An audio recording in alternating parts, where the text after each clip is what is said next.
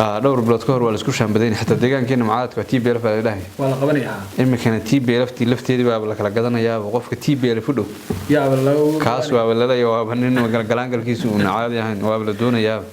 kulanti wacan oo wanaagsan daawadayaal kuna soo dhawaada barnaamijka xog waran oo maanta si wada jireed ku soo gudbinayna aniga oo ah Cabdiraxmaan Maxamed iyo saaxiibkay Muxiidiin Xarago qodobkan ku soo qaadanayna waxa uu yahay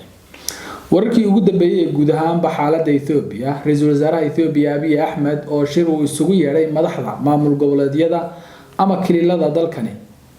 ku amray inay tagaan magaalada Maqale ama maamulka gobolka Tigray si ay dib u dhiska dalkaasi uu u geystay dagaalkii dhawaan ka socday ay uga qayb qaataan isbedelo iyo sawiraan soo fadhiisan jirin ayaa lagu arkay shirkaasi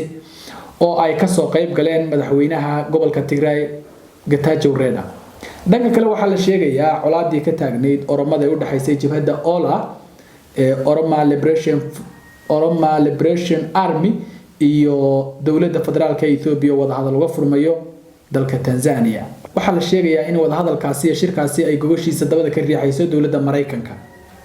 qodobadaas ayaanu idinku falanqeynaynaa waxaana ay garab fadhiyo oo qodobadaas inoo faahfaahinaya wariye Muxiidiin Xarago Muxiidiin soo dhawow wandhow Cabdiraxmaan oo daawadayaasheenana waan salaamaya dabcan qodobkeena maanta waxa uu daaran yahay Itoobiya oo maalmahanba muddooyinka ugu dambeeyay muddooyin isbedel iyo dalku dib u heshiisiin iyo arrimo noocaas oo kala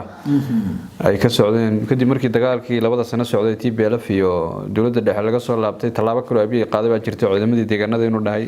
meesha laga saaro oo Soomaalidu dabcan laga basaaray booliis caadi loo bedelay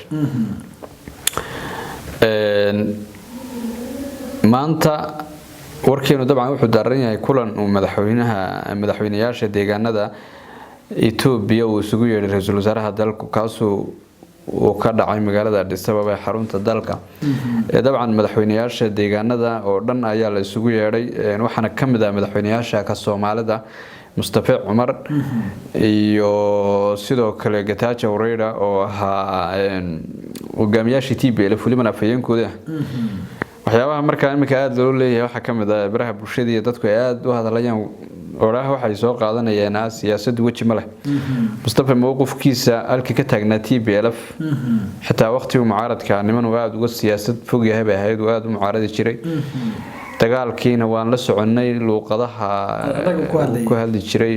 afka Soomaaliga qodobman warbaahinta kula hadli jireen dunida kale ayuu kula hadli jiray xataa xilli ay amxaaradu u aamintay inuu yahay kii badbaadin la Itoobiya maadaama uu aad nimanka uga fikir duwanaa amxaaraduna culkooda koobaad Itoobiya marka gudaheeda ay Tigrayga u arkaan waxa lagu naanaysayaa afayeenka arrimaha dagaalka marka arrimahaasi ciidamada xataa loo diray new police ama liigeena deegaanka ayaa loo diray in si dagaalka uga qayb qaataan oo buuro iyo dhul inay garaneen oo la geeyay dabcan marka labadii nin TPLF iyo deegaanka Soomaalida waqtiga kala hogaaminayay oo imikana kala hogaaminaya maamulkii Tigrayga iyo maamulkii Soomaalida oo gobolka Tigrayga iyo madaxweynaha bartiisii fadhiya Mustafa ayaa iskarab fadhiyay dabcan waana siyaabaha ay dadku lahayn wajimada siyaasadii oo la soo qaadanayay ra'iisul wasaaruhu shirkan ka dhacay Addis Ababa ujeedadiisu waxay ahayd in lagu bogaadiyo dib u heshiisiintii dalku uu galay muddo 2 sano oo lagu riiqmay dagaal faraha la isku tago boqolaal qof ay ku dhinteen kumanaan kalena ay ku barakaceen oo dabcan xaalad nolol tii ugu darnayd ay ka dhalatay ama xaalad bulaantinimo tii ugu darnayd ay dabcan ka dhalatay arrimahaas oo dhan Cabdiraxmaan waxaad moodaa in ra'iisul wasaaraha oo nin afminshaarnimo lagu yaqaano in uu dib in qalbiyadii dadkii Tigrayga looga tiro inuu rajaynayo loo qabanayaa shir baa loo qabanayay lagu bogaadinayay nabadii ka dhacday gobolka Tigray bedelkeeda gobolka Axmaarada colaad baa ka horeysa waliba hadda inay bilow tahay aad moodo taa iyada wax ka hadlay ma jiro miyaa waxay u muuqataa inaan dhag jalaq loo siinin horta Abiy ninka la yiraahdo hooyadii ba dabcan waa Itoobiyan baa la dhaaway qolada amxaarada Itoobiyan waa la wadahay laakiin qolada amxaarada oo qowmiyadaas soo jeeda qowmiyada amxaaradana Itoobiya waa qowmiyada ugu madax adag baa la dhahay macnaha Soomaalidu waxay dhihi jirtay waqtigii la isleen jiray dawladii dhexe ee Soomaaliya iyo waqtigii dagaaladu ay dhici jireen amxaarka maskaxdiisa hadal ma galay xabad baa gashaa la dhahay madax adagi ninka amxaarka bayloodka waqtiga dagaalku socon jiray haduu u maleeyo in uu badbaadan diyaaradda u ridi jiray nimanka maxarada marka waa niman madax adag abiyana waxaad moodaa reer abtigii waxay ku soo yarneefayaan oo abti meel xun laga raacay Soomaalidu dhaaf in uu madax adaygiisu uuna kala labaynin inuu yahay marka dagaalkan iyo waxaan dhag jara kuma siinay go'aankii hoosta ka xariiqdinay ciidamada in la tirtirana kama soo laabanayo waqtahay taasina waxay ka mid tahay TPLF xoog badan oo diyaaradaha waxay iskaga duqeysay iyo wax walba haysata inuu dagaal faraha la isku gubtay uu galo waliba isagoo siyaasadiisu sidan ka cusub tahay oo aan dalka imika ciidamo badan iyo dibadis badan buu sameeyay laakiin waqtiga muddo wax ka yar 2 sano isagoo jooga ayuu dagaal galay marka waa nin ciidan soo maray oo waxaan ku cusbay taa bedelkeeda wuxuu isu diyaarinayaa inuu ka qayb galo wada hadal dalka dibadiisa ka dhacaya Google Federation Tanzania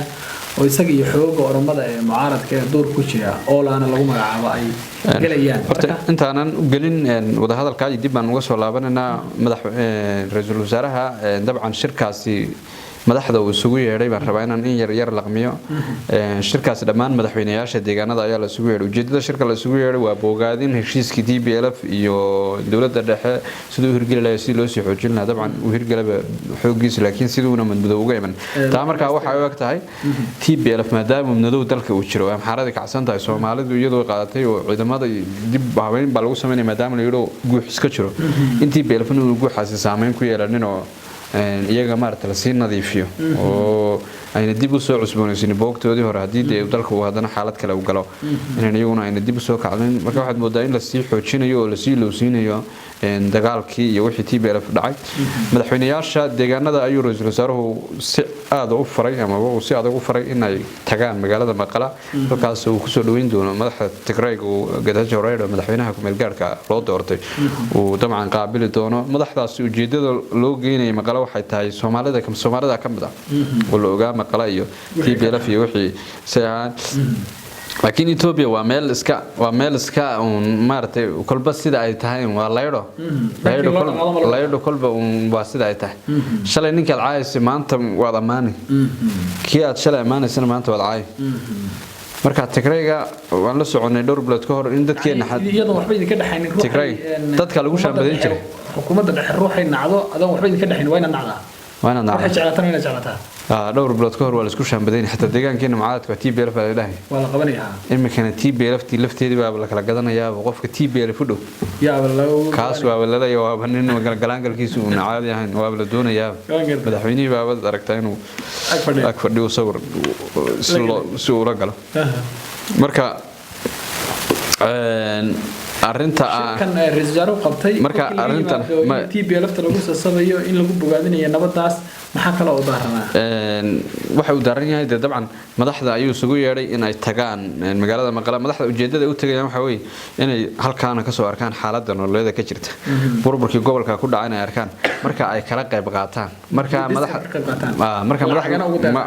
madaxdu waxa ogtaa inay lacag isku qori doonaan maamul goboleedyadu oo dib u dhiska ka qayb qaadan doonaan ujeedadu waa taan madaxweynuhu waliba markuu meesha tago shir baa la qaban doonaa madaxweynuhu waliba waxba ku yaboohi doonaa inuu ka qayb qaato in la iskama fadhiyo meesha la iskama tagay marka ujeedada waxaan moodaa inuu dalka isku celinayo abiy sidoo buug uu saarayo lahaanu lacag kama rabe meelada dalxiiska ka sameystay inuu safaradan ka rabo waris caawiya inuu leeyahay laga yaabo marka waa nin aad u maskax badan ninka abiya hadii aan dhanka soo laabto wada hadalada dabcan jabhada oromada anu jabhadaas horta fahmi waayo jabhadii inay wax horeynayso bay jabhad ku tahay iyo inay wax u dagaalamaysaa fiican jabhadda nimanka oromada lagu leeyahay ninkooda ciidanka iyo kooda jabhadkii aroortii inta hal sax wax ku quracdaan midna buurta ka farsamada xafiiska wasan bugel midna xafiiska uu bugel midna qarrida uu fuuli waa marka Ethiopia kala soo socoto habeenkina waa jabhad la dagaalamayo baa lagu oran waa taymika la leeyahay ciidamada oromada sababaha aan loo baabiinayna kuwa Soomaalida ama xaaladii aan laga mid ahayn jabhad baa ka dhaxday iyaga maxarada faano way leedahay jabhada laakiin jabhadahan inagu aan dagaalamay jabhadaha inagu Soomaalida waxaan naqaan jabhad qadiyad leh iyaga qadiyad ma laha waa jabhad qorib iska wataayo jabhad baan leenahay inuu ku dhihiyo cid kale way wada dilaan imika dad dhaxmarta kooda ciidankiina ku badbaadin maayo kooda jabhadkiina ku badbaadin maayo laakiin inay keena jabhadki haduu ku dilo keena ciidankii uu badbaadin qofka kale oo Ethioopiyaanka ka ciidanka wax la yaqaan isku hayo macnaha mowqif u dhaxeeyo iyagu mowqif ma dhaxeeyo waa dad waxay ka dagaalamayaan iyo waxay u dib heshiyaan xornimo ma doonayaan maamul kale waxa ay doonayaan lama garanayo macnaha waa dagaal iska qori wata waaska gudahooda xataa ma dagaalamaan Itoobiya kale bay wax yeeleen xaaradun bay la dagaalamaan marka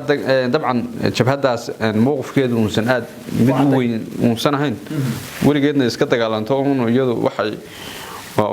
jabhadun afkan bay ka taamala Tansaaniya ayaa la dhayay dawladda dhexe waxa uga furmaya wada hadaladaasi dabcan